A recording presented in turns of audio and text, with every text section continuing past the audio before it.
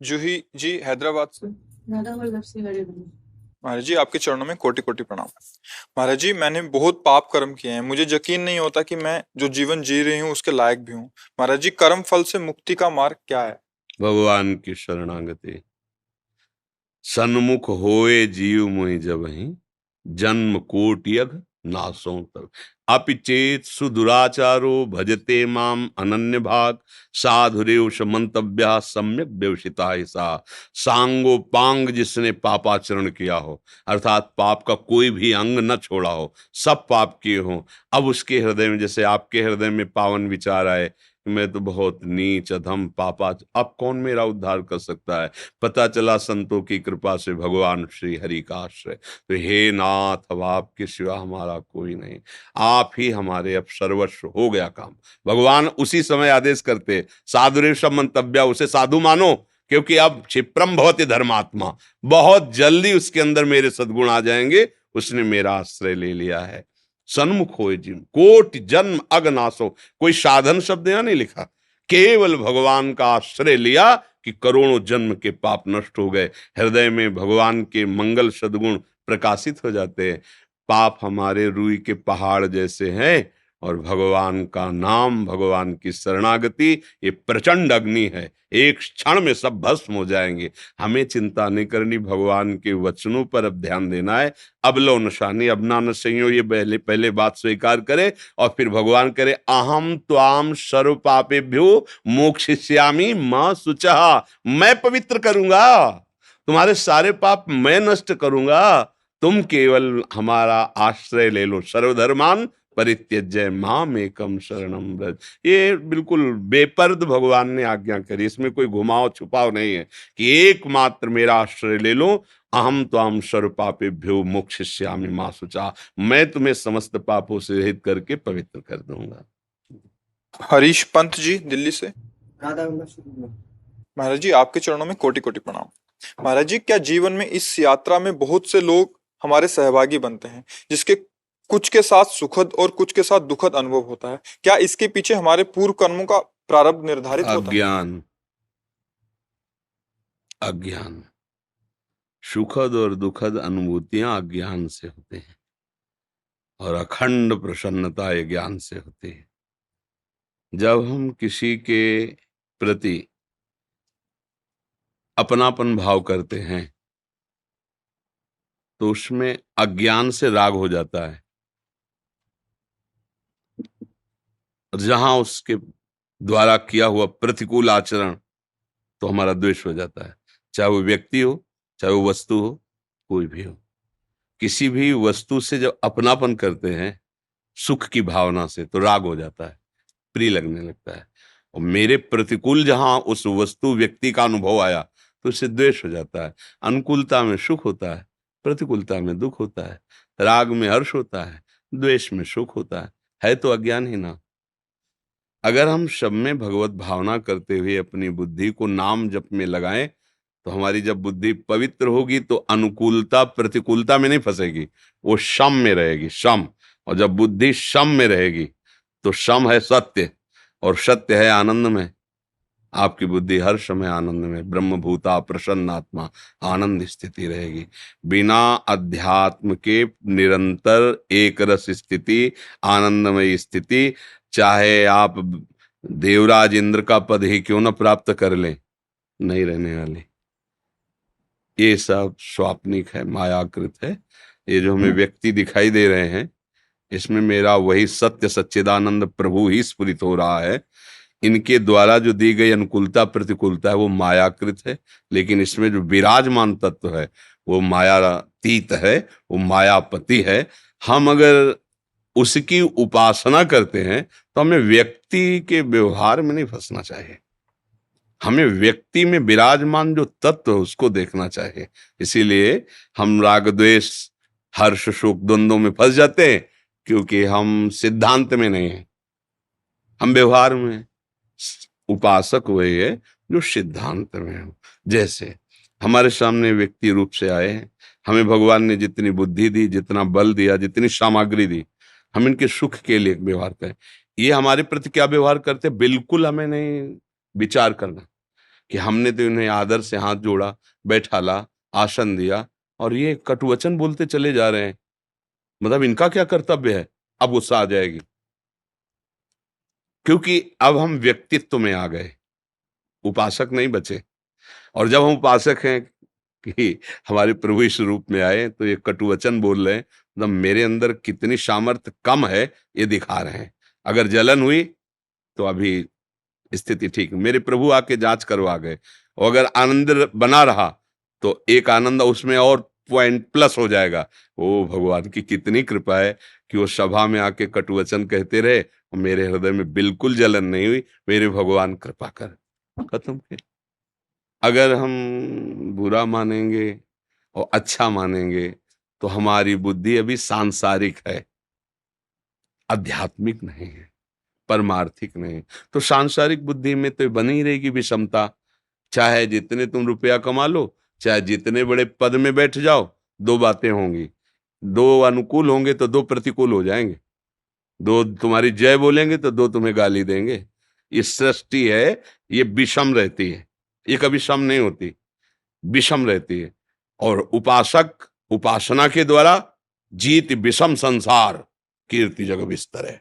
वो इस संसार को जीतता है, यही जीतना है कि तुम्हारे द्वारा किया हुआ अच्छा व्यवहार या बुरा व्यवहार, वो तुम्हारी मानसिकता है। लेकिन हम उपासक हैं, हमारी मानसिकता तुम्हारे व्यवहार में नहीं, तुम्हारे तत्व में है। सर्वान वस्तुतया निरीक्ष परम स्वाराध्य बुद्धिर्मम, मेरे आराध्य देह ही सब रूपों में है। अगर ऐसे चलोगे तो जीत पाओगे, नहीं तो फिर माया ही तो है ना, बड़े बड़ों के हृदय में क्षोभ पैदा कर देती है। सत्यदेव सिंह जी, राधा बोलो। राधा वल्लभ श्री हरिवंश महाराज जी, आपके चरणों में कोटि कोटि प्रणाम। महाराज जी, मैं यूपी पुलिस में सब इंस्पेक्टर पद पर कार्यरत हूँ। महाराज जी, पिछले करीब 5 साल से आपको यूट्यूब के माध्यम से सुन रहा हूँ, तब से लहसुन प्याज आदि सब छोड़ दिया। महाराज जी, मेरा एक प्रश्न है। महाराज जी, सभी परिस्थितियों में चराचर जगत में भगवत भाव कैसे बने और सम्मत रखते हुए स्थिति में कैसे स्थित रहें? सुबह से शाम तक तो नाम जप होता है और भगवत भाव भी करते हैं, पर जब भी ड्यूटी पे जाते हैं तब सब भाव भी मिट जाता है और नाम जप भी नहीं हो पाता। अभ्यास की कमजोरी है, नहीं तो भगवत भाव करना है ना, बर्ताव नहीं करना। भगवान कह रहे पंडिता समदर्शिना, व्यवहार कैसा करना है? कह रहे उठ अर्जुन, गांडीव में प्रत्यंचा चढ़ाओ, मार इन सबको सामने खड़े। दर्शन के लिए कह रहे हैं, सब में प्रभु हैं, ये दर्शन की बात है। लेकिन अब जब कर्तव्य में जो हमें सेवा मिली है, तो क्षत्रिय कुल में जन्मे, युद्ध रूपी सेवा मिली, तो अब उठा और इनका विनाश कर, ये मेरी पूजा होगी। व्यवहार में क्या आदेश कर रहे हैं और परमार्थ का क्या स्वरूप, दोनों वर्णन गीता जी में कर रहे हैं। व्यवहार में कर्तव्य है और परमार्थ में तत्व चिंतन है। तो कह दे जब हम भगवत भाव उस पर कर रहे हैं तो डंडा कैसे चलाएंगे? मतलब कोई चोर मिला, कोई अधर्मी मिला, अब हम अंदर से सोच रहे हैं इसमें भगवान विराजमान है, हम कैसे पीटेंगे? तो भीष्म जी को तो भाव नहीं करना पड़ रहा, सामने भगवान है ना, और बाण चला रहे हैं ना। मतलब हो सकता है अगर हमें कर्तव्य मिला है कि इस क्रिया पर इसका दंड ये है, तो ये भगवान की पूजा होगी, और चोर रूपी भगवान की डंडे रूप से पूजा आवश्यक है, रोग रूपी भगवान की औषधि रूप से पूजा आवश्यक है। ये समझना होगा, थोड़ा बुद्धि को विकास की तरफ हमें ले जाना होगा। जब हम ड्यूटी में जाते हैं और हम उसे भजन से अलग समझ लेते हैं, तो हमारा हृदय जलने लगता है कि या तो ड्यूटी छोड़ो, नहीं भजन कैसे हो पाएगा? नहीं, ड्यूटी भी भजन है। आप अपनी पोशाक पहन करके और धर्म पूर्वक आचरण कीजिए और उसको प्रभु में समर्पित कर दीजिए, तो आप ये देखेंगे कि उस समय भी आप भगवत स्मरण चल रहा है। लौट के जब देखेंगे ना, तो आपको भगवत स्मरण चल रहा है। अभी क्या है कि अभ्यास कम और बुद्धि थोड़ा एक सीमित हो गई। भजन जब कर रहे हैं तो भजन है, और जब व्यवहार में तो संसारिक कार्य वो भजन नहीं है। बस यही गड़बड़ी है। हमको संपूर्ण क्रिया भजन बनानी पड़ेगी, हमें संपूर्ण वृत्ति भगवान भजन बनानी पड़ेगी, संपूर्ण व्यक्ति भजन बनाना पड़ेगा, तभी तो हम मुक्त होंगे पूरे संसार से। इसमें कोई परेशानी नहीं। आवश्यकता है, अधर्माचरण प्रबल हो रहा है और हमें आदेश मिला कि डंडा चलाओ, पूजा शुरू है, ये हमारी पूजा है। क्योंकि भगवान सच्चिदानंद में स्वयं आदेश अर्जुन से कह रहे हैं, मार अर्जुन। तो कैसे मारूं, गुरुजन है, बड़े जन है। तो दिखाया विराट रूप कि तुम्हें केवल निमित्त बनना है, मारे तो मेरे द्वारा ही गए। और वही उपदेश कर रहे हैं, मत्ता पर तरम नान्यत किंचित अस्त। गीता ही का तो है, मेरे सिवा किंचन मात्र कोई और नहीं। वही कह रहे मार। आज जो खेलने में, खेल में हमें स्वांग दिया है, तो हमको वही स्वांग करना है जो मालिक। और वो खेल देख के प्रसन्न हो जाएगा, स्वांग हमारा, तो हमें जीवन मुक्त कर देगा, इस माया से मुझे मुक्त कर देगा। बस बिल्कुल घबराइए मत, उकताइए मत, परेशान मत होइए। हर चेष्टा सेवा है भगवान की, हर चेष्टा। बस उसको हम समझ जाए, प्रभु के लिए ही हम सब कर रहे हैं। हमारा जीवन प्रभु में है। जब जितेंद्रियता और विषय ग्रहण दोनों तुम्हारे समान हो जाए, कैसे? भगवद अर्पित विषय, शास्त्र सम्मत विषय, वो भजन ही है। अगर ये नहीं समझोगे तो काफी ये लड़ाइयां बनी रहेंगी अंदर से, और आप असंतुष्ट रहेंगे। तो असंतुष्ट तभी होते हैं जब हमें सही ज्ञान नहीं होता। अगर सही ज्ञान है तो असंतुष्टता का कहीं कोई गुंजाइश नहीं है। आप विचार करो और अभ्यास परायण रहो, और जो ड्यूटी का समय है उसे पूरा का पूरा प्रभु को समर्पित करो। जिस समय से ड्यूटी आए हो और जिस समय ड्यूटी छोड़ी, उतने पूरे समय को प्रभु को, उतने में बीच में कितनी बार तुमने नाम जप किया, ये तुम्हें देखना होगा। अगर बीच बीच में नाम जप भी का अभ्यास, ऐसा नहीं कि नहीं होता। अगर आप थोड़ा भी भजन को महत्व देंगे तो ऐसा नहीं कि आप नहीं कर पाएंगे, ऐसा तो नहीं है। कभी कभी होता है। चलेगा, उस कभी कभी को और कभी कभी में बढ़ाते रहो। जैसे हम 8 घंटे ड्यूटी में हैं या 12 घंटे ड्यूटी में, हमने 10 बार किया, राधा राधा बोला, 10 बार केवल बोला, तो अब हम 20 बार बोलने की चेष्टा करेंगे, फिर हम 30 बार बोलने की। धीरे धीरे मन को फंसा लोगे तो बात करते समय भी नाम छाया रहेगा और चेष्टा करते समय भी नाम छाया रहेगा। बहुत मतलब आप अच्छे ढंग से समझ लो कि हमारी हर चेष्टा भजन बन जाएगी, तभी हम सच्चे भगत कहलाएंगे। केवल आसन में बैठकर भजन करे, उसके बाद बाहर निकले तो प्रपंच, फिर ये प्रपंच और वो भजन, तो फिर अभी गड़बड़ी है। जब जिधर देखे हमारा भजन ही भजन, तब अखंड भजन होता है। निरंतर भजन का मतलब ये नहीं होता आसन में बैठे जप रहे तो निरंतरता होगी। फावड़ा चल रहा है तो भजन हो रहा है। बड़ा चमत्कार है, भजन का बहुत प्रभाव है। एक बार केवल राम नाम के एक भगत थे, किसान, गरीब आदमी। पहले हमने देखा है गांव में बहुत गरीबी होती थी, अब तो थोड़ा आर्थिक व्यवस्थाएं सुधरी हैं, क्योंकि पहले ट्यूबवेल आदि की व्यवस्थाएं नहीं थी। बहुत मुश्किल से सिंचाई होती थी और खाद आदि भी नहीं थे। गाय के गोबर आदि की खाद डाली जाती थी। 1 बीघा खेत में 6 मन या 8 मन गेहूं पैदा होता था।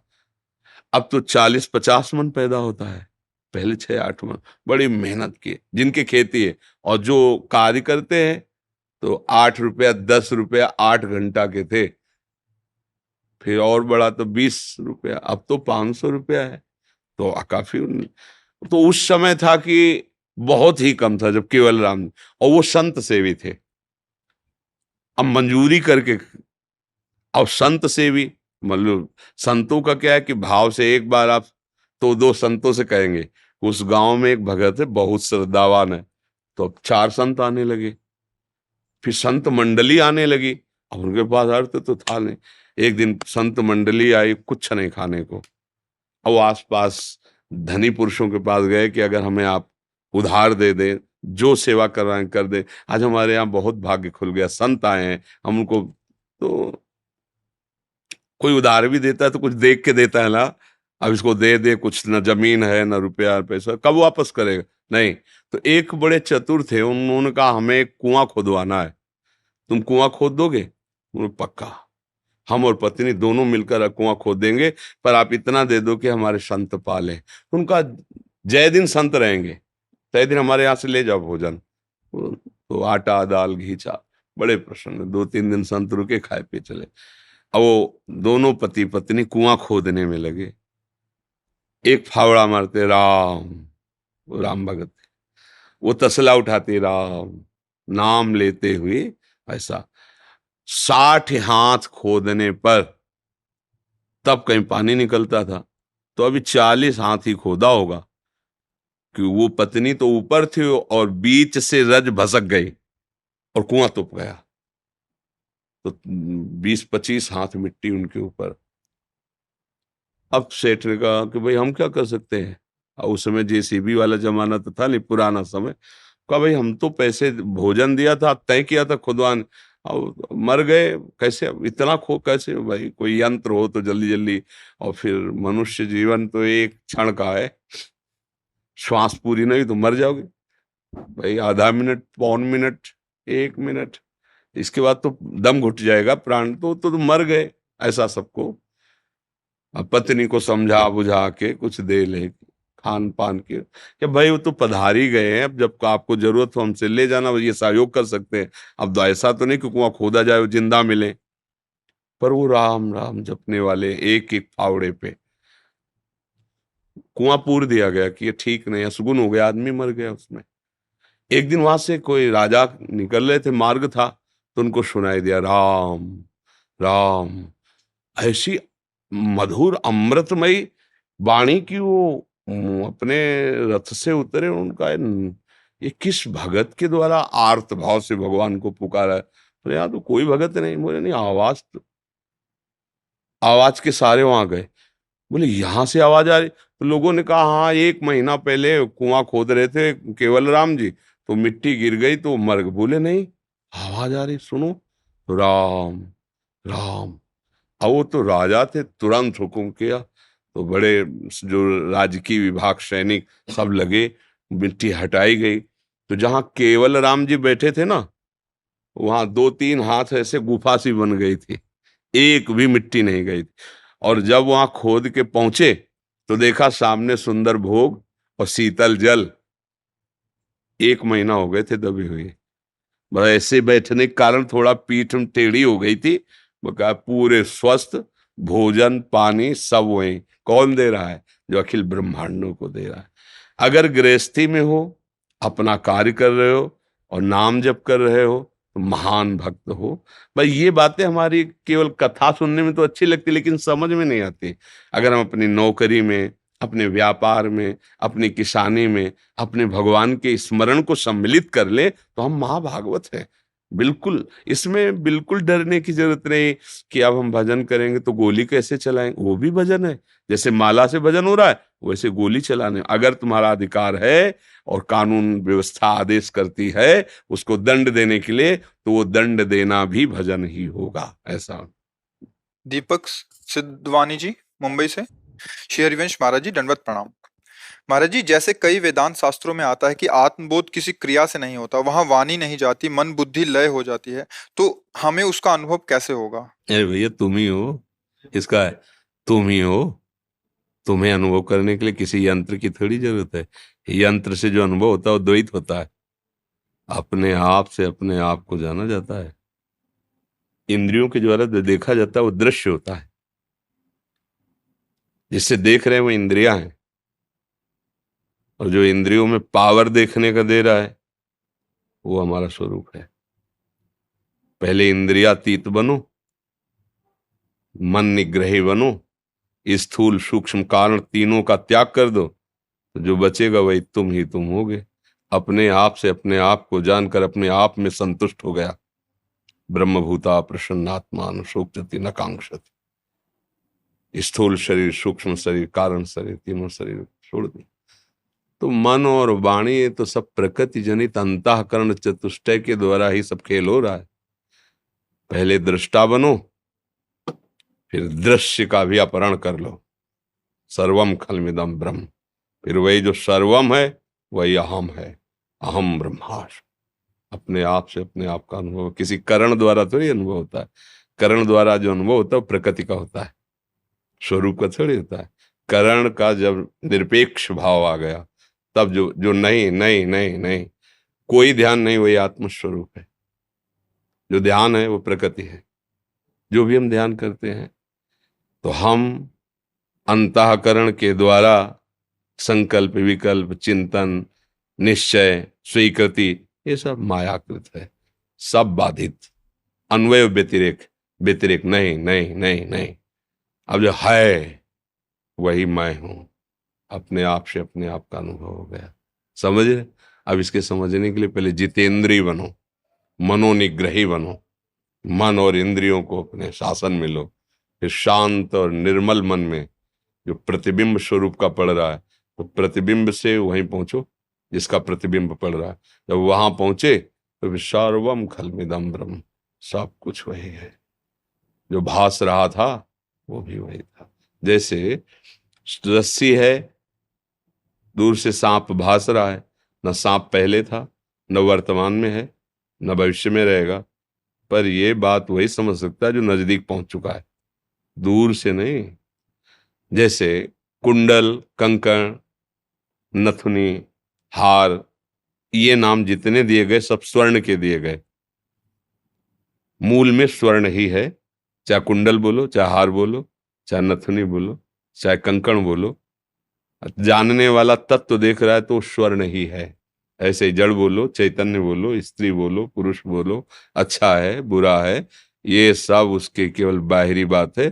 तत्वता जैसे स्वर्ण ही है, तत्वता भगवान ही है, ब्रह्म ही है।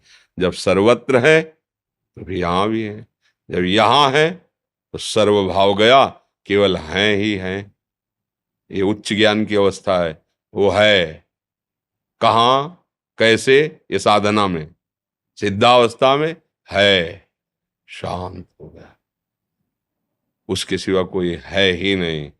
वो है उसमें। कौन? मैं या तू?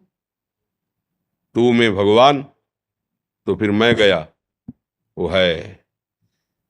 और मैं में ब्रह्म आत्मा, तो फिर तू गया, एक ही रह गया। ये जो प्रपंच फैला वो एक को नानात्व में देखने से, शुद्ध ज्ञान नानात्व को एक में देखने समिट गया, मोक्ष को प्राप्त हो गया। और तू ही तू है, भक्ति को प्राप्त हो गया। चाहे जिस मार्ग से चलो, एक अनेक से एक में आना है। एक से अनेक में फैल गया है विस्तार, उसको समेटना है। समिट गए तो आप ही आप हो, दूसरा कोई है नहीं। अब समिटो, कितनी जल्दी समिट पाते हो? समटे सो आशिक और फैले सो जमाना। फैले तो प्रपंच, समिट गए तो महात्मा। समिट जो कछुआ जैसे सारे अंगों को समेट लेता है, ऐसे इंद्रियों को अंतर्मुख करो, घुसते चले जाओ। और अन्वय व्यतिरेक पद्धति, ये नहीं ये नहीं ये नहीं, ये मैं नहीं ये नहीं नहीं, तो जो है वही स्थित हो गया। अब स्थित हो गया तो सर्वम खलमिदम ब्रह्म, सब वही है। अपने को जान गया तो अपना ही स्वरूप सर्वत्र विराजमान है, कोई और है ही नहीं। तो अपने सिवा कोई नहीं, ज्ञान।